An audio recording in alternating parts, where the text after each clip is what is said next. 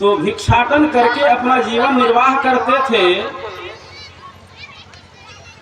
तो जिस गांव में महात्मा जी रहते थे उस गांव में भिक्षाटन करते थे और भिक्षाटन करने का उनका नियम था।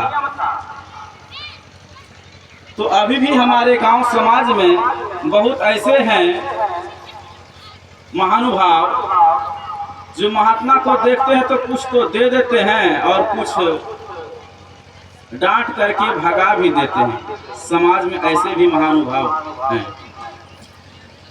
तो महात्मा जी एक माई के यहाँ जाया करते थे नित्य दिन, लेकिन वह बुढ़िया मैया उसको कभी कुछ देती नहीं थी। भिक्षा में खाने पीने के लिए कुछ नहीं देती थी। तो किसी ने कहा कि बाबा आप उनके यहाँ क्यों जाते हैं, वो बुढ़िया मैया तो आपको कुछ देती नहीं है, आप क्यों जाते हैं वहाँ बार बार। अरे कोई बात नहीं है, कभी न कभी तो देगी ही, मेरा काम है जाने का। एक दिन संजोग से महात्मा जी भिक्षाटन के लिए जाते हैं, भिक्षा मांगते हैं। तो भिक्षा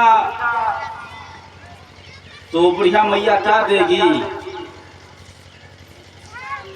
संजोग से उनको पोता नहीं हुआ था, उनका जो पतहू थी पोता नहीं हुआ था। किसी कारणवश वह बुढ़िया मैया गुस्से में थी। और उसी समय महात्मा जी गए भिक्षाटन के लिए कि कुछ खाने के लिए भिक्षा दीजिए। तो बुढ़िया मैया तो गुस्सा में थी ही, और वो पोतना से, जिस पोतना से हम लोग क्या करते हैं, घर को सफाई करते हैं ना, नीपते हैं ना, उस पोतना को लेकर के उस महात्मा जी को मार देती है। पोतना उठा करके वह मारती है महात्मा जी को। महात्मा जी कितने दयालु हैं, वह कहते हैं चलो मैया, अरे कभी तो कुछ नहीं दिया लेकिन आज आपने कुछ तो दिया, कभी कुछ नहीं दिया आज तो कुछ ना आपने दिया। खैर कोई बात नहीं, लेकिन मैं भी ऐसा महात्मा हूं कि मैं भी दिए बिना नहीं जा सकता हूं। अब तो मैया घबरा गई, डर गई कि कहीं महात्मा जी श्राप तो नहीं दे दें। जब घबरा गई तो महात्मा जी क्या देते हैं, आशीर्वाद देते हैं, तक जाओ पोता दियो न प्रेम सो रिश्वस दिन हो मार। तुमने तो पोतना से मार दिया, हालांकि जाओ तुम्हारे घर में पोता का जन्म होगा। पोता का जन्म हुआ तो कहते हैं कि पोता दियो न प्रेम सो रिश्वस दिन हो मार। जो ऐसे संत को देती प्रेम प्रसाद, तो घर में जन्म लेते जो ध्रुव और प्रहलाद। महात्मा जी उस पोतना को उठा करके ले जा करके गंगा जी में साफ करते हैं और साफ करके सुखा करके भगवान के मंदिर में दीप में रख करके घी डाल करके इसको जलाते हैं। उस दीप से आवाज निकलती है। क्या निकलती है आवाज? कि धन्य है सतपुरुषों का संग, बदल देता जीवन का रंग। धन्य है सतपुरुषों का संग, बदल देता जीवन का रंग। उस पोतना से आवाज आती है दीप से कि मेरा जीवन धन्य हो गया, जो मैं संतों का संग पा करके मेरा जीवन निहाल हो गया। कहते हैं कि मेरा जीवन बदल गया।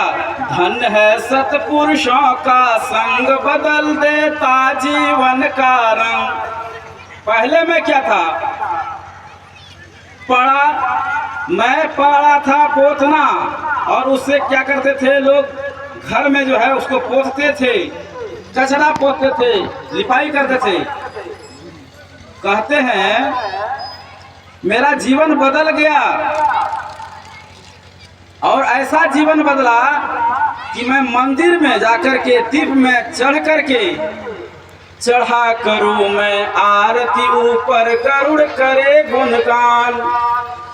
मेरे प्रकाश में देता है दर्शन दीनानाथ, दिसे अंधे और अपंग धन्य है सतपुरुषों का संग, बदल देता जीवन का रंग। धन्य है सतपुरुषों का संग। सतपुरुषों का संग पा करके जिस पोतना को कचरा में घसेटा जाता था, वही संतों का स्पर्श पा करके, संग पा करके उसका जीवन बदल गया।